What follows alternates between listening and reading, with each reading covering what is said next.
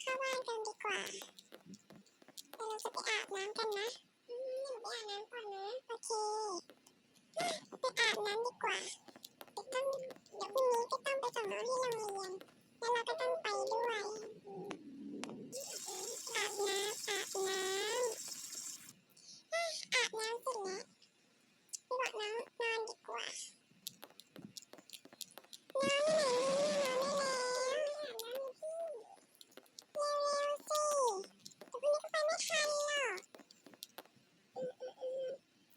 ฉันนอนดีกว่า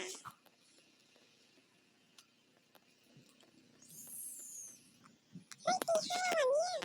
เราต้องรีบอาบน้ำไปโรงเรียนละเดี๋ยวไปไม่ทันอาบน้ำดีกว่าเดี๋ยวที่นี่หนาวมากเลยอาบน้ำเสร็จแล้วแต่งตัวเสร็จแล้วไปดีกว่าไปเอาตังค์เรียกให้ตังค์ไปละตู้เซฟไปโรงเรียนกันน้องอยู่ไหนเนี่ยน้องอยู่ไหนน้องอยู่ไหนทำไมไม่ลงมาเสร็จแล้วเร็วๆนะ7 โมงแล้วเนี่ยไปกลับบ้านไปขึ้นรถไปโรงเรียนกันสายละ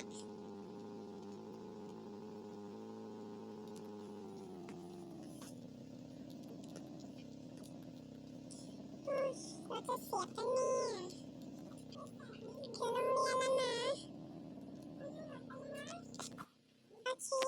นี่น้องตังค์20 บาทนะโอเคแต่เดี๋ยวพี่พาไป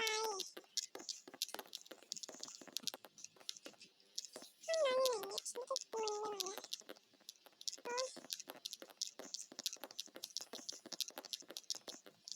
โอ๊ยไม่ใช่โอ๊ยห้องน้องฉันอยู่ไหนเนี่ยน้องเจอแล้วโอ้โหเราเดินผ่านได้ไงเนี่ยบ๊ายบายนะ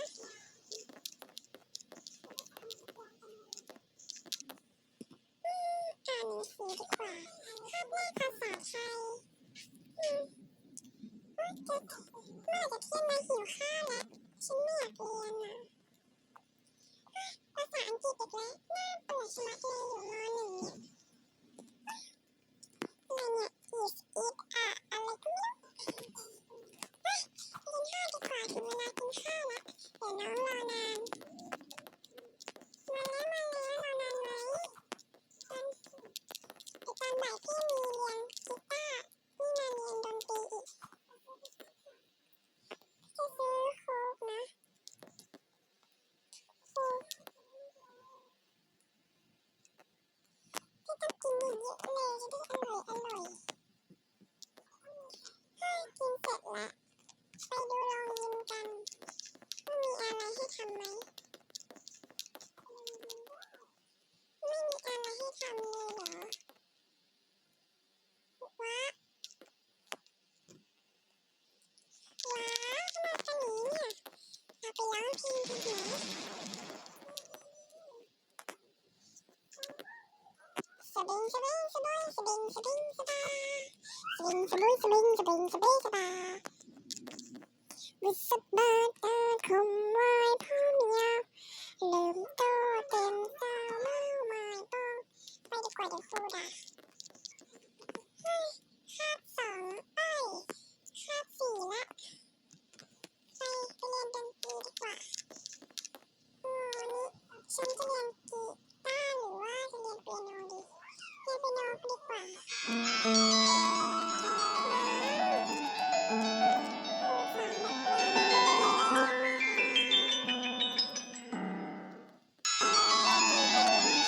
ไปดีกว่าไปเรียนคาบที่5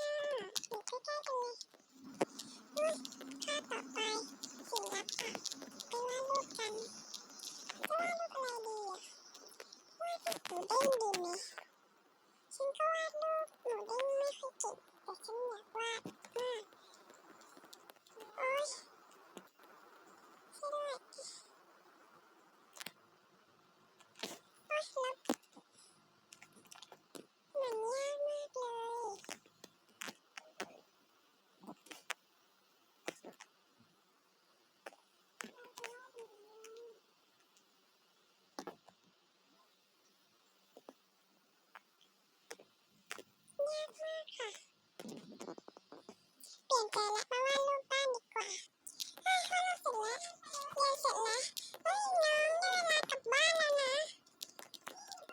บ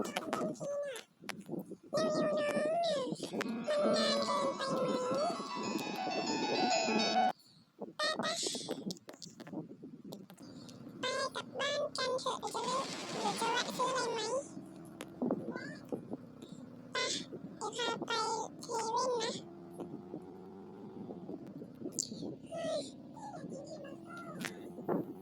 ไม่ต้องซื้อเยอะแล้วเดี๋ยวจะกลับบ้านไปซื้อกันจะเอาอะไรป้าเดี๋ยวเราไปซื้อกันเราจะเอากล้วยไปตุนไว้ในบ้านแล้วก็แอปเปิ้ลสีแดง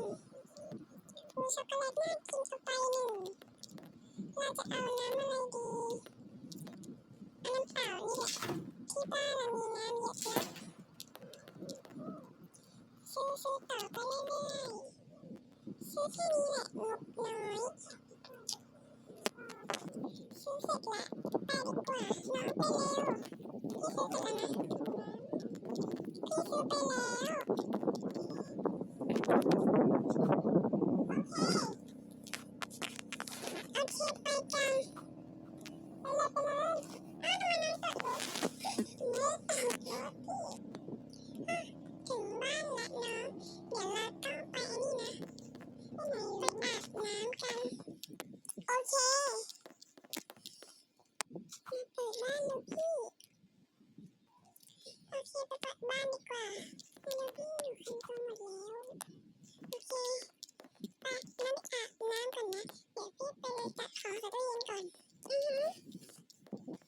จัดของใส่ตู้เย็นจัดเสร็จละปิดตู้เย็นไปอาบน้ำดีกว่าอาบน้ำกันเถอะอาบน้ำเสร็จแล้วไปนอนดีกว่าน้องทำอะไรเนี่ยทำไมไม่นอนบนเตียงน้องทำไมนอนไม่ได้โอเคเดี๋ยวพี่ปูที่นอนให้นะเดี๋ยวถ้าพี่ปูผ้าเสร็จแล้วเดี๋ยวพี่ปูปิดไฟให้นะน้องพี่ปูเสร็จแล้วนะโอเคเดี๋ยวพี่จะปิดไฟก่อนพี่